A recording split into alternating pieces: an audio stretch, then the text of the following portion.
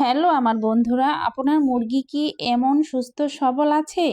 দেখুন আমার খামারের মুরগিগুলো কেন এত সুস্থ সবল সেটাই আজকে আমি আপনাদেরকে দেখাবো।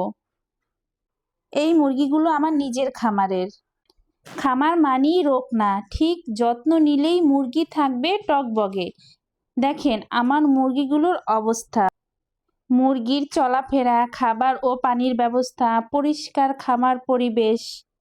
মুরগি বারবার অসুস্থ কেন হয়? এটা হচ্ছে বড় বিষয়, কারণ আমরা জৈব নিরাপত্তা মানি না। আজ দেখাবো জৈব নিরাপত্তা মানি সুস্থ মুরগি সবল থাকে। জৈব নিরাপত্তা মানি রোগ কমে, ওষুধ খরচ কমে, মুরগি দ্রুত বড় হয়, লাভ বাড়ে। মুরগি বাঁচাতে হলে আগে খামার বাঁচান, জৈব নিরাপত্তা মানুন। জৈব নিরাপত্তা মানি খামার নিরাপত্তা। শীত মানে একটু বাড়তি যত্ন, একটু বাড়তি যত্ন।